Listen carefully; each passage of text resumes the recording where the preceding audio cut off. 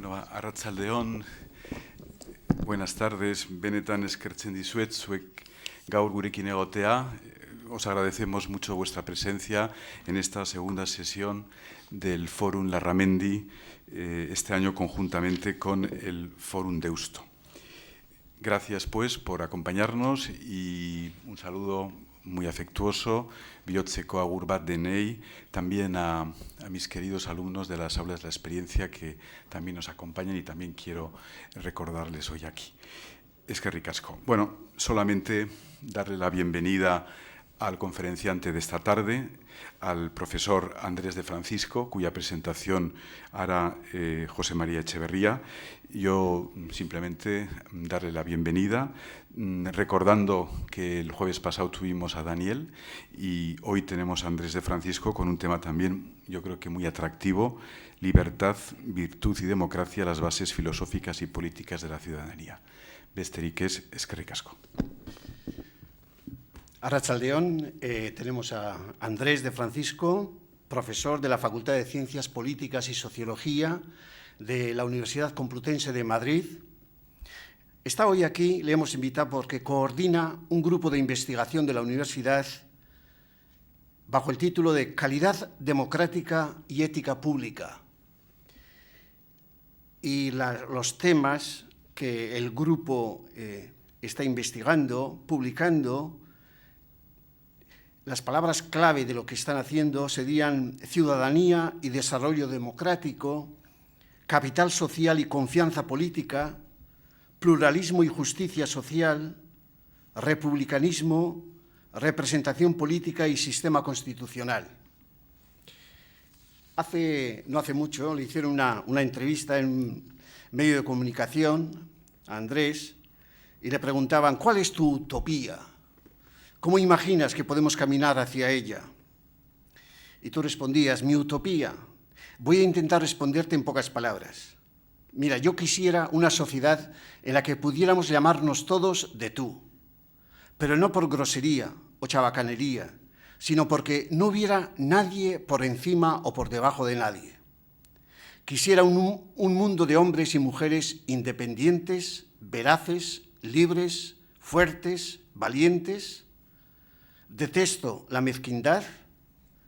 Quisiera una sociedad en la que pudiéramos sentirnos suficientemente seguros, más allá del miedo a perder el empleo, del miedo a la pobreza, del miedo a no llegar a fin de mes.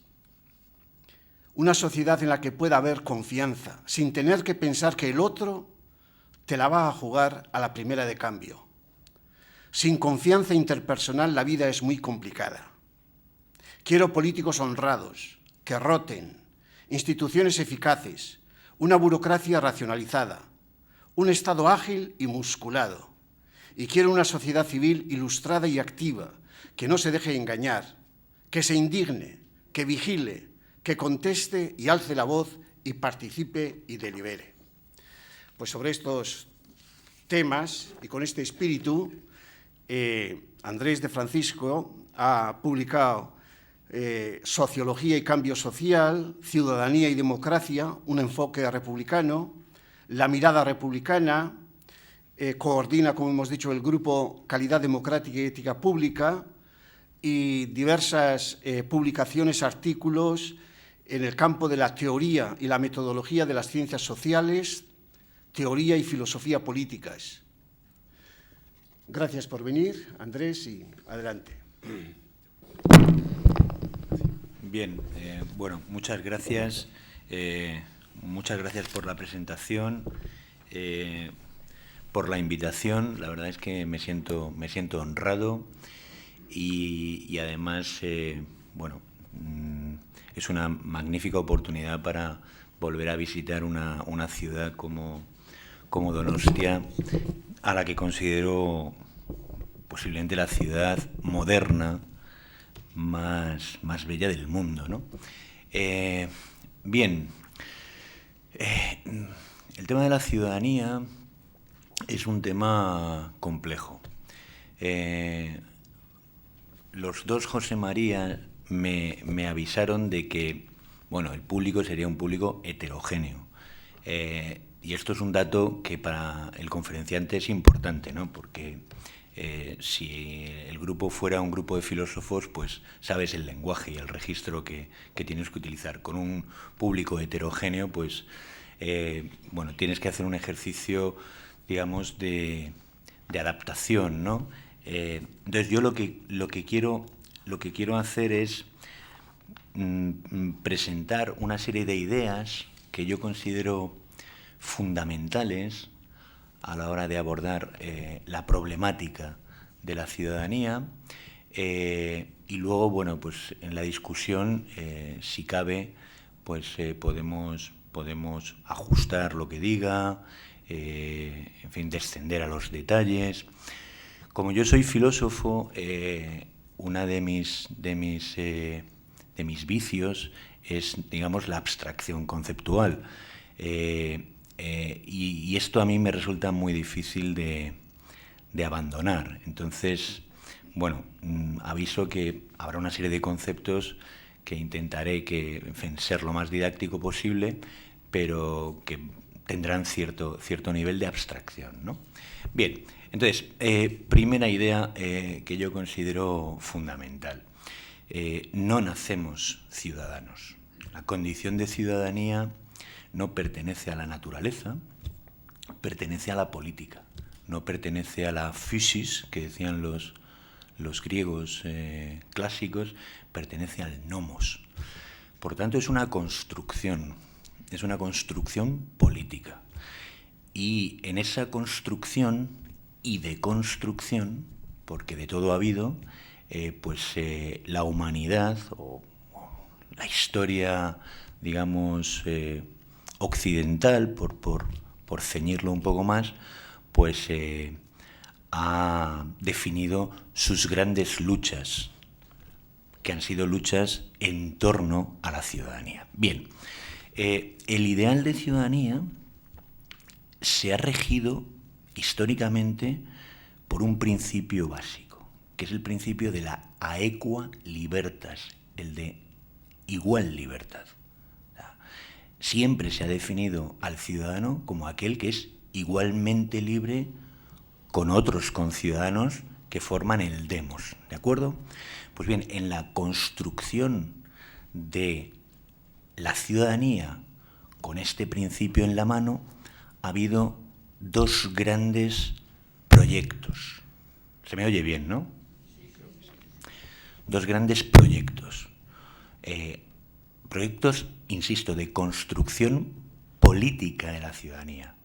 Un proyecto oligárquico que ha sido el proyecto dominante y un proyecto democrático que ha sido, incluso hoy, esta será una tesis fuerte de esta ponencia, es un proyecto ampliamente fracasado.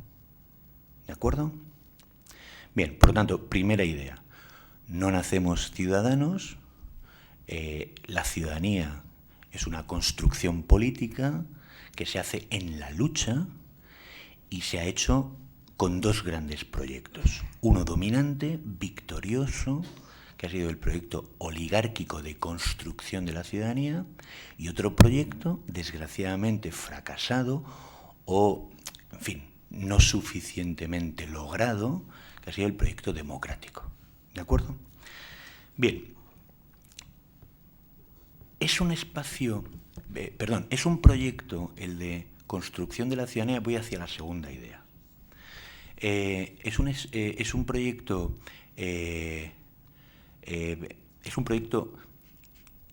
ha supuesto la lucha política, o sea, que se ha hecho en y desde la lucha política, porque la ciudadanía es un espacio que hay que construir.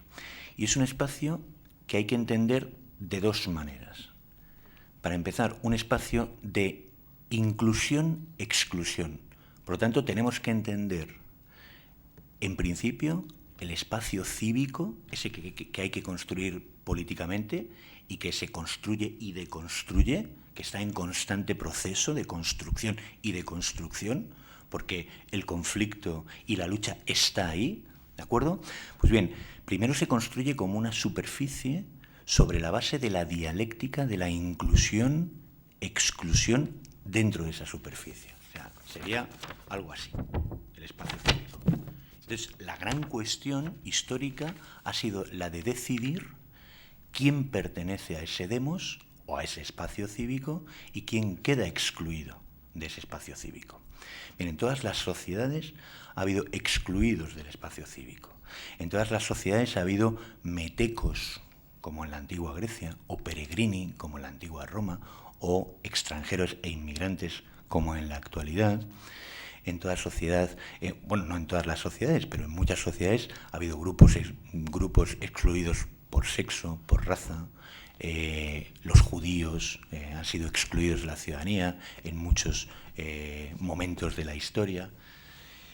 Y, por supuesto, un grupo muy especial que es central para entender la historia de la construcción política de la ciudadanía, un grupo muy especial que es el grupo de las clases trabajadoras. Una sociedad es patriarcal cuando excluye a las mujeres de la superficie del espacio cívico. Una sociedad es esclavista cuando tiene esclavos, es decir, ese grupo de hombres y mujeres que quedan excluidos porque son los no libres del espacio cívico. Una sociedad es racista cuando excluye del espacio cívico a determinadas razas, y una sociedad es clasista cuando excluye del espacio cívico a determinadas clases. Bien, las clases trabajadoras han sido el candidato fundamental a la exclusión del espacio cívico, sobre todo por parte de los que han armado el proyecto oligárquico de construcción de ese espacio. ¿De acuerdo? Obviamente, un proyecto democrático de construcción de la superficie sería un proyecto máximamente incluyente. Es el proyecto que más gente, más grupos incluye. Por lo tanto, no habría razones para excluir por raza, no habría razones para excluir por sexo, no habría razones para excluir realmente a nadie en un proyecto democrático de verdad. Bien. Esa es la segunda idea. La ciudadanía es un espacio, el espacio cívico, que hay que construir, pero primero se construye como una superficie y la gran cuestión es decidir quién entra y quién se queda fuera. ¿De acuerdo? Pues bien, los proyectos oligárquicos de construcción de ese espacio cívico han dejado fuera a mucha gente, han sido proyectos elitistas de construcción, pero han dejado fuera fundamentalmente a las clases trabajadoras. Esta es la gran cuestión de la ciudadanía, el mundo del trabajo. Lo voy anticipando. Aunque, por supuesto, no es el único. Bien, me voy a quitar la chaqueta.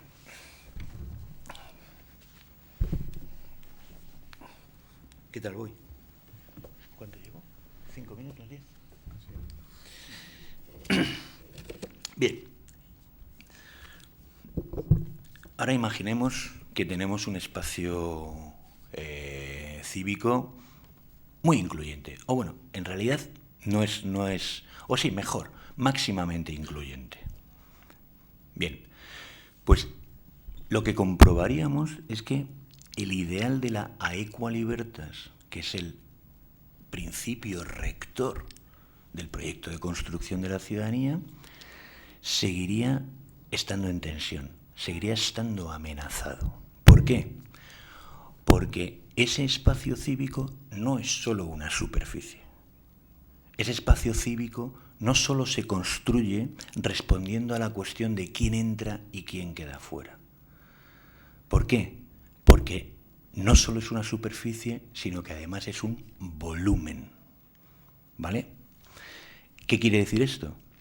Que dentro de ese espacio, ya como volumen, lo que veríamos, incluso en el caso de la máxima inclusión de distintos grupos, lo que veríamos sería la posibilidad demasiado real, es decir, tantas veces realizada, de la existencia de distintas estaturas cívicas.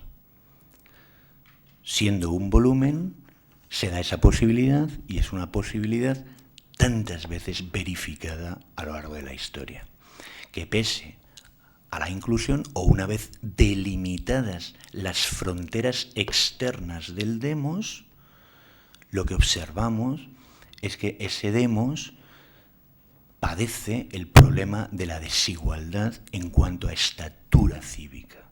No todos los ciudadanos tienen el mismo poder, tienen el mismo grado de influencia, y por lo tanto no todos tienen la misma libertad real. Y si esto es así, dentro de un espacio previamente delimitado, con una superficie previamente delimitada, si esto es así, pues lo que vemos es que el ideal de la equalibertas se quiebra, pese a la inclusión.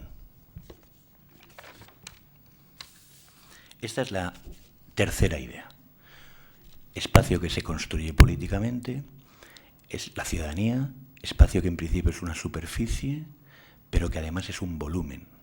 Y siendo un volumen, lo que observamos es que no todos los ciudadanos son igualmente libres, siendo así que el principio de igual libertad es el principio rector del proyecto de construcción de la ciudadanía.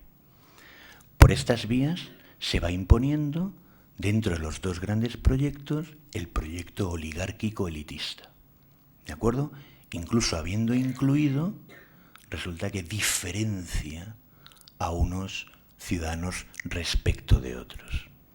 No es un espacio homogéneo, el espacio cívico, sino que es un espacio heterogéneo, estratificado, diferenciado. Bien, ¿cuál ha sido la manera típica, dominante en la historia, de fragmentar ese espacio cívico, de diferenciarlo, de estratificarlo, de conseguir que unos ciudadanos o unos grupos de ciudadanos tengan más estatura cívica, por lo tanto sean más libres, porque tienen más poder, porque tienen más influencia?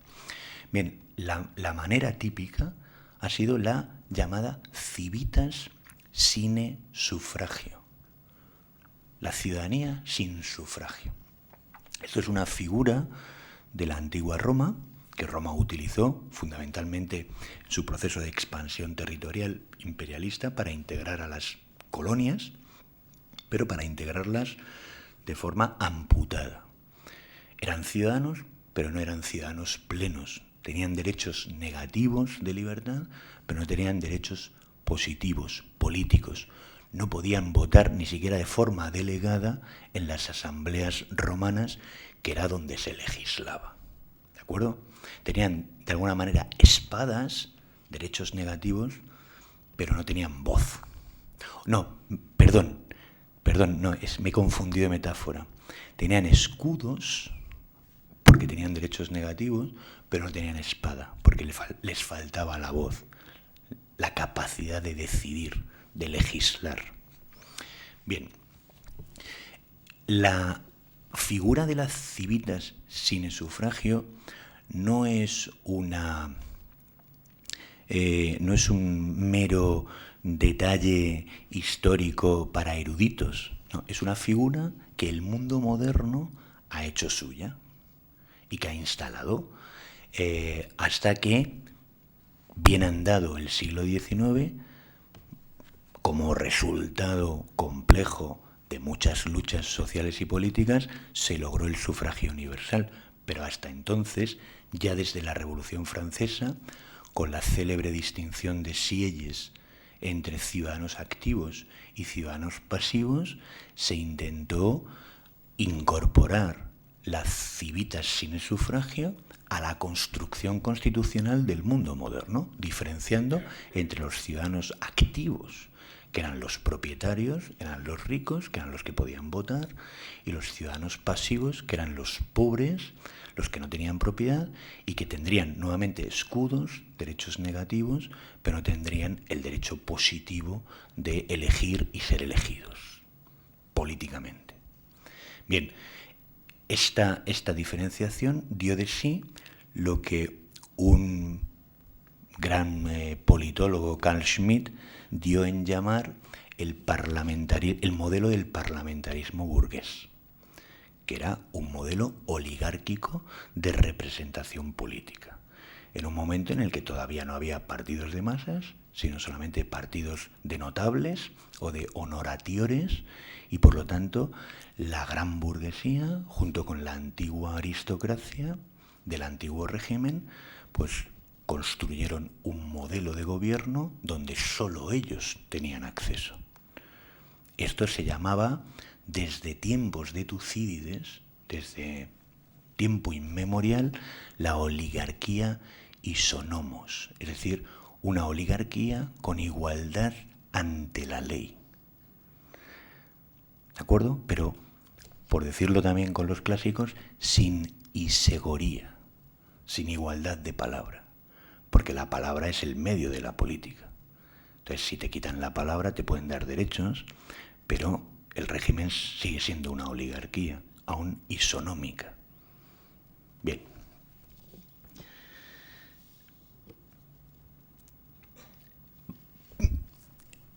Esto hasta, digamos, el mundo ya casi contemporáneo, en el que, en fin, las clases trabajadoras consiguen el sufragio.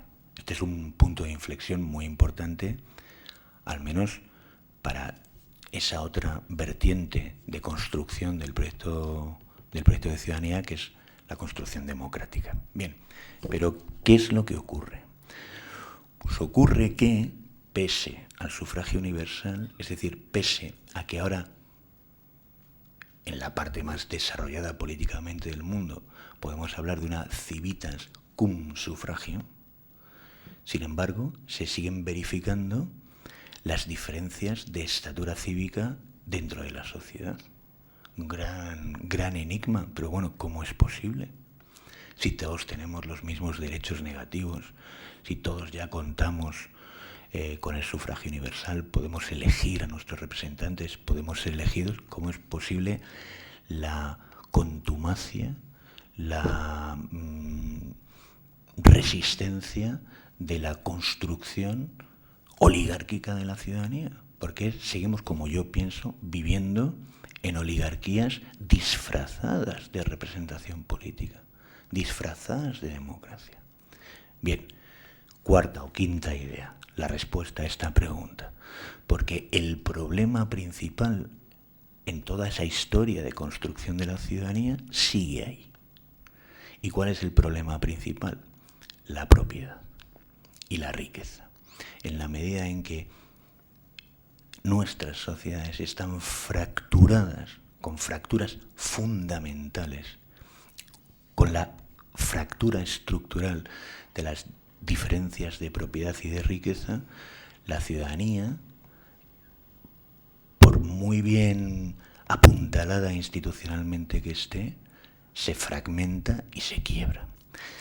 El hecho que evidencia o el indicador que más claramente evidencia este hecho, de que pese a la civitas cum suffragio, la ciudadanía sigue estando fragmentada, es la existencia del hoy en día llamado precariado. Y he traído, para que lo veáis, este libro de un profesor inglés que yo he tenido el honor de traducir y que recomiendo, Guy Standing, que es, bueno, pues digamos el autor principal a la hora de hablar del precariado, ¿no? El precariado es una clase, bueno, hay debate, ¿no?, dentro de la teoría social sobre si realmente es una clase o no lo es. Yo estoy muy de acuerdo con Guy Standing, que tiene la suficiente entidad como para que nos la tomemos en serio y la consideremos una clase, pero no una clase cualquiera, sino una clase, primero, globalizada, afecta ya a todo el mundo, El precariado ya no es una cuestión del tercer mundo, de las sociedades en vías de desarrollo. O sea, la globalización ha hecho que el precariado también esté en el centro de la economía mundo. Y es una clase emergente, globalizada y creciente. Es una especie de gran mancha que se va extendiendo por la estructura social de las sociedades del mundo contemporáneo, de manera global. El precario es aquel individuo que vive, por resumir mucho, a la intemperie laboral. Hoy trabajo, mañana no sé si trabajaré. Y en ese camino lo que se verifican es una constante pérdida de derechos. El precario vive en la incertidumbre, vive en la vulnerabilidad y vive con miedo. Miedo a perder el trabajo, miedo a ser desahuciado, miedo a no llegar a fin de mes, miedo a no poder pagar la deuda de los estudios, porque también hay mucho precariado dentro de los egresados de la universidad contemporánea, e insisto, a nivel mundial. Vive rodeado de incertidumbre y de miedo, y con inseguridad radical. Bien, no se puede, o sea, este es el peor material con el que construir ciudadanos de verdad, con los ladrillos de la inseguridad, de la vulnerabilidad, de la dependencia. No puede haber auténtica ciudadanía. La auténtica ciudadanía exige independencia y seguridad. Y lo que se está dando con el precariado es la extensión de una condición de vida que por estar caracterizada por una vida a la intemperie laboral, pues incapacita estructuralmente a todos estos individuos que caen en el precariado, en las sucesivas trampas del precariado o de la precariedad, en las sucesivas trampas de la pobreza, los incapacita para ejercer verdaderamente de ciudadanos. Este es, desde mi punto de vista, junto con la crisis ecológica, el principal problema que tiene la civilización actual como civilización basada en ideales de solidaridad, de fraternidad, de igualdad y de justicia, el del precariado.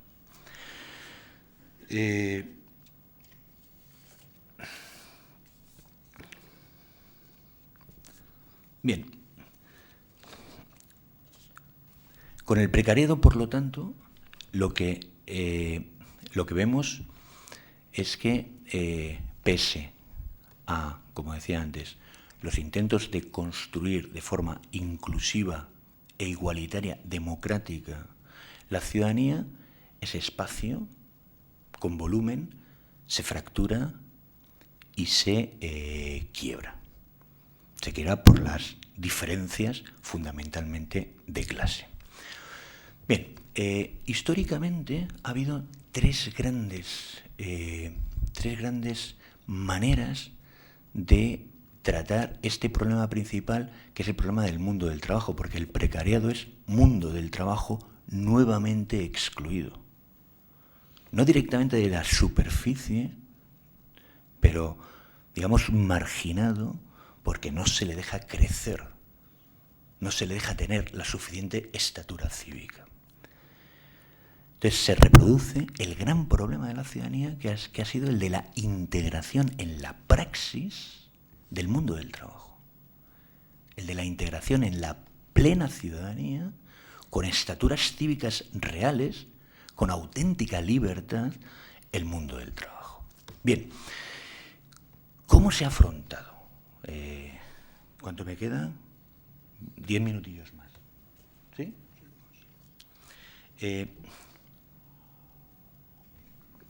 Insisto, es el problema principal, pero no es el único problema, pero es el problema principal. Bien, ¿cómo se ha afrontado?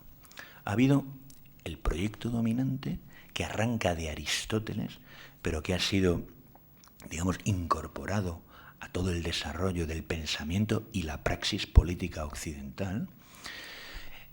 Esta manera de afrontar el problema ha consistido en lo siguiente. Aquellos que caían en el mundo del trabajo, los aporoi, porque el mundo clásico los llamaba los pobres, que no eran los pobres tal como los entendemos nosotros ahora, Eran los pobres que eran pobres porque tenían que vivir de su trabajo. Por eso eran considerados los aporoi.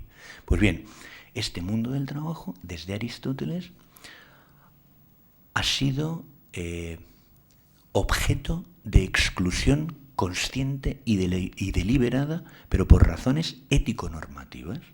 Aristóteles, ¿qué descubre? Descubre algo fundamental.